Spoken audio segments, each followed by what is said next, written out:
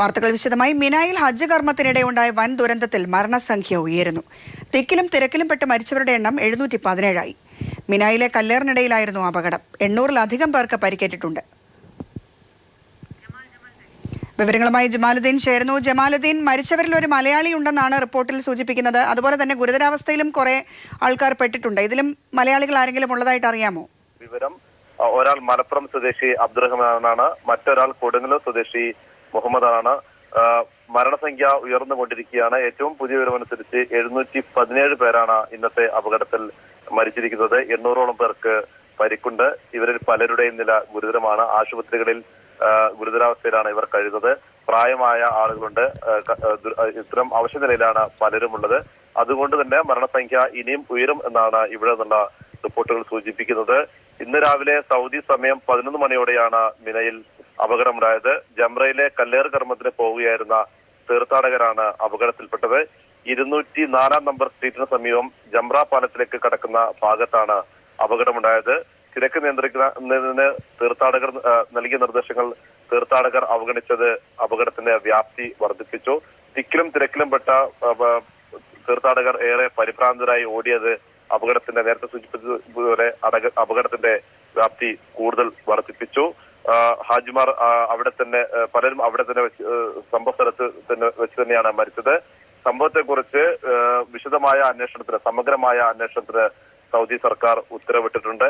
കഴിഞ്ഞ 2 ആഴ്ചകളെ ഉണ്ടാകുന്ന കഴിഞ്ഞ ആഴ്ചയും മക്ക ഹറമിൽ അപകടമുണ്ടായിരുന്നു. അന്ന് ക്രെയിൻ പൊട്ടി ഒന്നുണ്ടായ അപകടത്തിൽ 107 പേരാണ് മരിച്ചത്.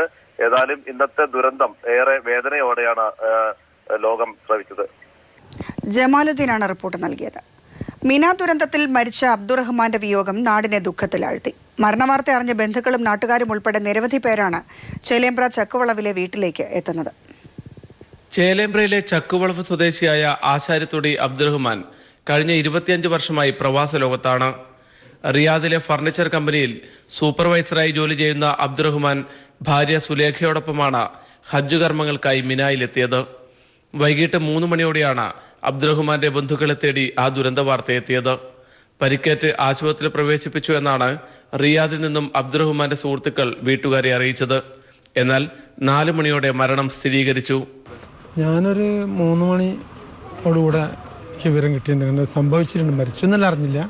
അങ്ങനെ സംഭവം ഒരു മിനാൽ ഇങ്ങനെ തിരക്കിനും പെട്ടിട്ട് ഇങ്ങനെ കുറച്ച് ആൾക്കാർ മരിച്ചിട്ടുണ്ട്.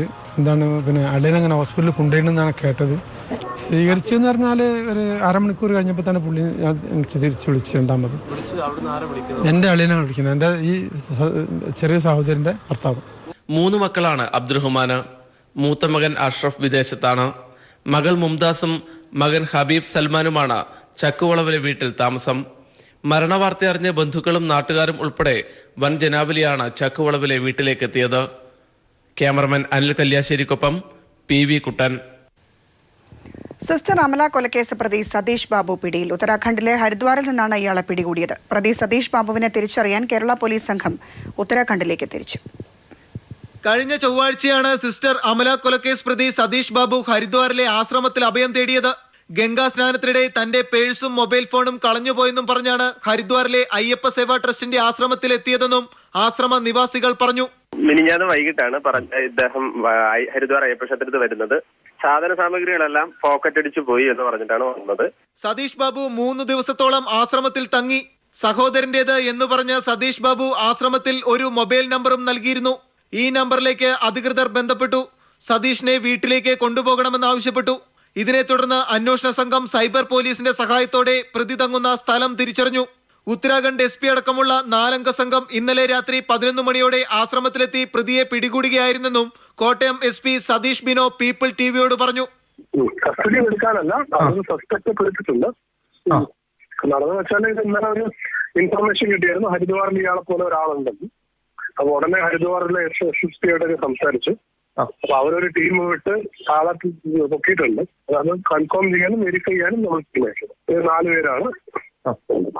ഹരിദ്വാറിലെത്തുന്ന പാലാ ഡിവൈഎസ്പിയുടെ നേതൃത്വത്തിലുള്ള 4 അംഗ പോലീസ് സംഘം പ്രതിയെ പരിശോധനകൾക്ക് ശേഷം കസ്റ്റഡിയിലെടുക്കും.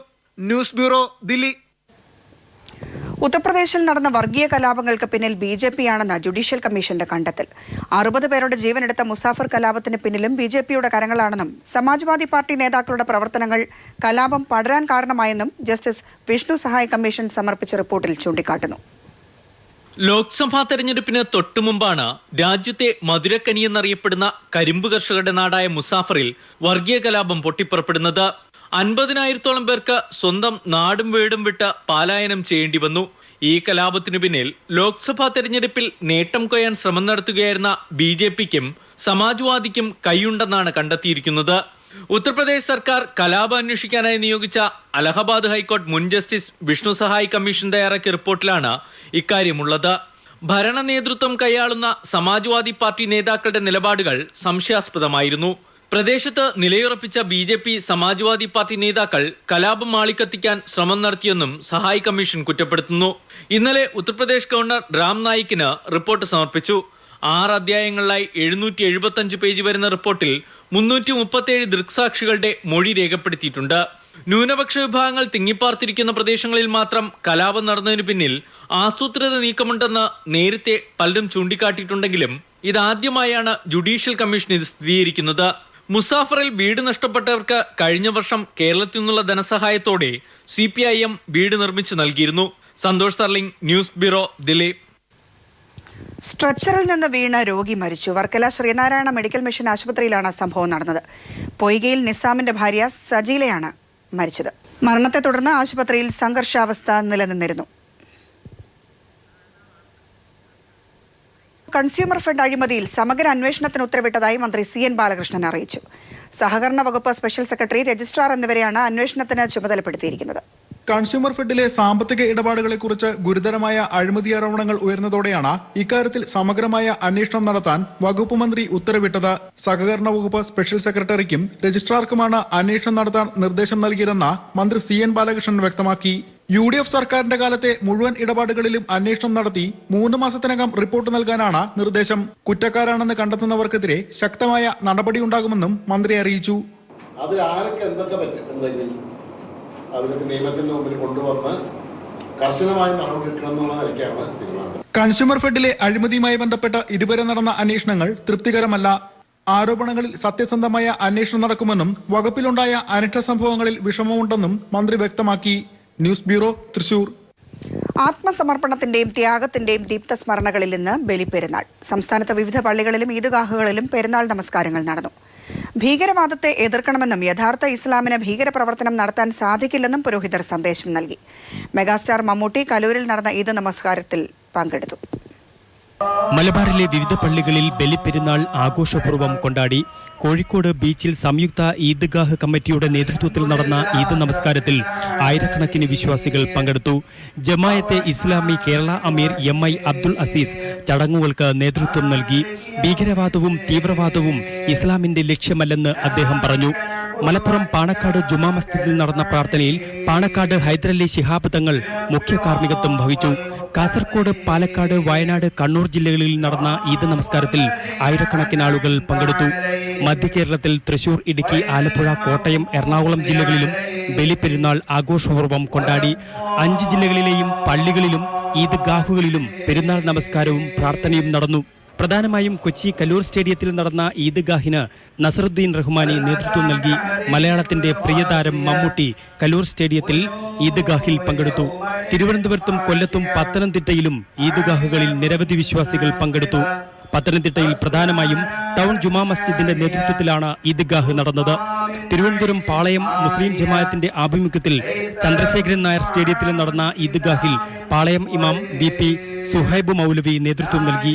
ഇസ്ലാം മതത്തിന്റെ പേരിൽ ഭീകരവാദ പ്രവർത്തനങ്ങൾ നടത്തുന്ന IS പോലുള്ള ഭീകര സംഘടനകളെ വിശ്വാസി സമൂഹം ഒറ്റപ്പെടുത്തണമെന്ന് സുഹൈബ് മൗലവി പറഞ്ഞു. ഭീമാപ്പള്ളിയിലും സെൻട്രൽ സ്റ്റേഡിയത്തിലും പുത്തരിക്കണ്ടം മൈതാനിയിലും ഈദ്ഗാഹുകൾ ആഘോഷപൂർവ്വം കൊണ്ടാടി. News desk. പോലീസുകാരൻ കുടപിടിച്ച മെറിൻ ജോസഫ് IPSന് മൂന്നാറിലേക്ക് സ്ഥലം മാറ്റം. നിവിൻ പോളിക്കൊപ്പം യൂണിഫോമിൽ നിൽക്കുന്ന ചിത്രം ഫേസ്ബുക്കിലിട്ടതിന്റെ പേരിൽ മെറിൻ ജോസഫിനെ കൊച്ചിയിൽ നിന്ന് സ്ഥലം മാറ്റിയിരുന്നു. അതേസമയം മെറിനൊപ്പം കുടചൂടി നിന്ന തിരുവനന്തപുരം DCPക്കെതിരെ ഒരു നടപടിയും സ്വീകരിച്ചിട്ടില്ല. വിവാദങ്ങളിൽ കുടുങ്ങിയ ACP മെറിൻ ജോസഫ് IPSന് വീണ്ടും സ്ഥാനചലനം. കഴിഞ്ഞ ദിവസം സെക്രട്ടേറിയറ്റിന് മുന്നിലെ സമരത്തിനിടയിൽ പോലീസുകാരനെ കൊണ്ട് കുടപിടിപ്പിച്ചതിന്റെ ശിക്ഷാ നടപടിയുടെ ഭാഗമായാണ് സ്ഥാനചലനം. തിരുവനന്തപുരം ACP സ്ഥാനത്ത് നിന്നും മൂന്നാറിലേക്കാണ് സ്ഥലം മാറ്റിയിരിക്കുന്നത്. മുമ്പ് കൊച്ചിയിൽ നടന്ന ചടങ്ങിൽ നടൻ നിവിൻ പോളിയുമായി ചേർന്ന് ഫോട്ടോയെടുത്ത് ഫേസ്ബുക്കിൽ പോസ്റ്റ് ചെയ്തത് വിവാദമായതിനെ തുടർന്ന് മെറിൻ ജോസഫിനെ ഡിപ്പാർട്ട്മെന്റ് തലത്തിൽ ശാസിച്ചിരുന്നു. ഇതിനെ തുടർന്നാണ് സമരരംഗത്ത് പോലീസ് ഉദ്യോഗസ്ഥരുടെ ഉത്തരവാദിത്വത്തെപ്പറ്റി പരിശീലനം നേടാനായി മെറിൻ ജോസഫിനെ തിരുവനന്തപുരത്ത് താൽക്കാലികമായി നിയമിച്ചത്. കുടപിടിപ്പിച്ച ദൃശ്യങ്ങൾ നവമാധ്യമങ്ങളിൽ വ്യാപകമായി പ്രചരിച്ചതോടെയാണ് മെറിൻ ജോസഫിനെ തിരുവനന്തപുരത്ത് നിന്ന് മാറ്റാൻ ഉത്തരവ് നൽകിയത്. സേനയിൽ ഓർഡർലി സമ്പ്രദായം അവസാനിപ്പിക്കാൻ DGP സെൻകുമാർ നടപടികൾ സ്വീകരിക്കുന്നതിനിടയിലാണ് മെറിൻ ജോസഫിന്റെ കുടപിടിക്കൽ വിവാദം ചൂടുപിടിച്ചതും തുടർന്ന് സ്ഥാനചലനമുണ്ടായതും. News bureau, Thiruvananthapuram. കാറുകളിൽ മലിനീകരണം കണ്ടെത്താതിരിക്കാൻ കൃത്രിമം കാണിച്ച് പിടിയിലായ ഫോക്സ്വാഗൺ കമ്പനിയുടെ പ്രതിസന്ധി ലോകമെങ്ങും വ്യാപിക്കുന്നു. പിഴയും നിയമ നടപടിയും നേരിടേണ്ടി വന്നാൽ കമ്പനിയുടെ നിലനിൽപ്പിന് തന്നെ അത് ഭീഷണിയാകുമെന്നാണ് പ്രധാന ആശങ്ക. യൂറോപ്പിലെ വമ്പൻ കാർ നിർമ്മാതാക്കളായ ഫോക്സ്വാഗൺ ജർമ്മനിയിൽ 1937 ഓടിത്തുടങ്ങിയത്. ടൊയോട്ട കഴിഞ്ഞാൽ രണ്ടാമത്തെ വലിയ ഓട്ടോമൊബൈൽ നിർമ്മാതാക്കളെന്ന ഖ്യാതിയുണ്ട് ഫോക്സ്വാഗണിന്. എന്നാൽ 7 പതിറ്റാണ്ടുകൾക്ക് ശേഷമുള്ള ഏറ്റവും വലിയ പ്രതിസന്ധിയാണ് ഇപ്പോൾ കമ്പനിയിൽ സ്റ്റിയറിംഗ് നഷ്ടമായി നിയന്ത്രണമില്ലാതെ ഓടുന്നത്. ലോകത്തെ 10 ടോപ്പ് കാറുകളിൽ 3 അവകാശികളായ ഫോക്സ്വാഗൺ കാറുകളിൽ മലിനീകരണം കണ്ടെത്താതിരിക്കാൻ കാണിച്ച കള്ളക്കളികൾ പിടിക്കപ്പെട്ടതോടെ അമ്പരപ്പിലായത് ലോക കാർ വിപണി ഒന്നാകെയാണ്. കമ്പനി തലവൻ മാർട്ടിൻ വിന്റർകോൺ കുറ്റസമ്മതം നടത്തി രാജിവെച്ചതോടെ ഓഹരി വിപണിയിൽ കാർ കൂപ്പുകുത്തി. 1 കോടിയിലധികം കാർ വിറ്റ വഞ്ചനയിൽ ലോകം മുഴുവൻ ഇനി കമ്പനി നിയമ നടപടിയുമായും ഓടേണ്ടി വരും. അമേരിക്കയിൽ മാത്രം 4,72,000 കാറുകളിൽ തട്ടിപ്പ് സോഫ്റ്റ്വെയർ സ്ഥാപിച്ച് പുറത്തിറക്കിയിട്ടുണ്ട് ഫോക്സ്വാഗൺ. $2,000 കോടി ഫോക്സ്വാഗൺ പിഴയായി നൽകേണ്ടി വരുമെന്നാണ് നിയമവിദഗ്ധർ നിരീക്ഷിക്കുന്നത്. അങ്ങനെ വന്നാൽ കമ്പനിക്ക് സാമ്പത്തികമായി പിടിച്ചു നിൽക്കുക അസാധ്യം. ഫ്രാൻസും ബ്രിട്ടനും ഐക്യരാഷ്ട്രസഭ തന്നെയും സംഭവത്തിൽ ഞെട്ടൽ രേഖപ്പെടുത്തിയിട്ടുണ്ട്. ഇന്ത്യൻ കാർ വിപണിയിൽ മുഖ്യ എതിരാളി ഹോണ്ടയോട് ചേസ് ചെയ്ത് ജയിക്കാനായിട്ടില്ലെങ്കിലും ഫോക്സ്വാഗണിന് ഇവിടെ മതിപ്പ് കുറവൊന്നുമില്ല. ഇന്ത്യയിൽ പൂനെയിലെ പ്ലാന്റിൽ നിന്നാണ് ഏറ്റവും അധികം ഫോക്സ്വാഗൺ കാറുകൾ പുറത്തിറങ്ങുന്നത്. അതുകൊണ്ട് ഫോക്സ്വാഗണിന്റെ പ്രതിസന്ധി ഇന്ത്യയെ തൊടാതെ പോകുമെന്ന് കരുതാൻ ഒട്ടും ന്യായമില്ല. സിനിമ കാണാതെ നിരൂപണം എഴുതുന്ന പ്രവണത വർദ്ധിച്ചു വരികയാണെന്ന് ബാലചന്ദ്രമേനോൻ. സോഷ്യൽ മീഡിയകളിലെ സിനിമാ നിരൂപണം വഴിയെ പോകുന്നവർ ചുമരിൽ ചൊറിയുന്നത് പോലെ എന്നും ബാലചന്ദ്രമേനോൻ പറഞ്ഞു. തിരുവനന്തപുരത്ത് മാധ്യമങ്ങളോട് സംസാരിക്കുകയായിരുന്നു അദ്ദേഹം.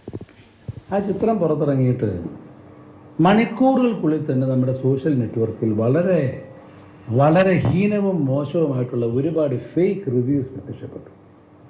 അത് തീരെ അഭിലഷണീയമായിട്ട് പ്രവണതയല്ല. ആ എഴുത്ത് വായിക്കുമ്പോൾ നമ്മൾ എത്ര ഓണം ഉണ്ടോ നമുക്ക് അറിഞ്ഞുകൂടെ ഇതൊക്കെ. ആ എഴുത്തിൻ്റെ ശൈലി കാണുമ്പോൾ അറിയാം ഈ പടം കണ്ടിട്ടേ ഇല്ല. ഇതിപ്പോൾ പോകുന്നവരെല്ലാം മതിലിൽ കയറി ചോർന്ന് എഴുതി അങ്ങ് പോവുകയാണ്. പിന്നാലെ വരുന്നവർ ദൗർഭാഗ്യവശാൽ നമ്മുടെ ഡെമോക്രസിയിലെ ശാപം അതിലെന്തെങ്കിലും സത്യം കാണുമെന്നുള്ള ഊഹത്തിൽ ആ സത്യം തീറിക്കൊണ്ട് പോവുകയും പിന്നീട് വരുന്ന ആൾക്കാർ സിനിമ കാണുന്ന സമയത്ത് ഒരു ബയാസ്ഡ് അറ്റ്മോസ്ഫിയറിൽ സിനിമയെ കാണാൻ ബാധ്യസ്ഥരാകുകയാണ്. അനാവശ്യ മെയിലുകൾ ബ്ലോക്ക് ചെയ്യാനുള്ള സംവിധാനവുമായി ജിമെയിൽ. ഇന്നു മുതൽ ഈ സംവിധാനം ഡെസ്ക്ടോപ്പ് മെയിലുകളിൽ ലഭ്യമാകും. ഒരാഴ്ചയ്ക്കകം ആൻഡ്രോയിഡ് ഫോണുകളിലും ഇത് ലഭ്യമായി തുടങ്ങും. ലോകത്ത് കൂടുതലും ആളുകൾ ഉപയോഗിക്കുന്ന ഇമെയിൽ സംവിധാനമാണെങ്കിലും അനാവശ്യ മെയിലുകൾ ബ്ലോക്ക് ചെയ്യാനുള്ള സംവിധാനം ഇല്ലായിരുന്നു ജിമെയിലിൽ. ഈ സംവിധാനം ഉൾപ്പെടുത്തി പരിഷ്കരിച്ച ജിമെയിൽ ഇന്നു മുതൽ ഉപയോക്താക്കൾക്ക് ലഭ്യമായി തുടങ്ങും. ഉപയോക്താവിന് ശല്യമായി നിരന്തരം വരുന്ന അനാവശ്യ മെയിലുകളെ never see message from this person എന്ന ഓപ്ഷനിൽ പെടുത്തിയാൽ പിന്നീട് ശല്യമുണ്ടാവില്ല. ആവശ്യമുള്ളപ്പോൾ ഈ ശല്യക്കാരെ അൺബ്ലോക്ക് ചെയ്യാനും സാധിക്കും. നിലവിൽ ഡെസ്ക്ടോപ്പുകളിലാണ് ഈ സംവിധാനം ലഭ്യമാവുകയെങ്കിലും ഒരാഴ്ചയ്ക്കകം ആൻഡ്രോയിഡ് ഫോണുകളിലും സംവിധാനം ലഭ്യമായി തുടങ്ങും. നിലവിൽ സോഷ്യൽ നെറ്റ്വർക്കുകളായ ഫേസ്ബുക്കിലും വാട്സാപ്പിലും എല്ലാം ഈ ബ്ലോക്കിംഗ് സംവിധാനം ഉണ്ട്. ജിമെയിലിലും കൂടി ഈ സംവിധാനം ലഭ്യമാകുന്നതിലുള്ള ആഹ്ലാദത്തിലാണ് ഇന്റർനെറ്റ് ഉപയോക്താക്കൾ. News desk.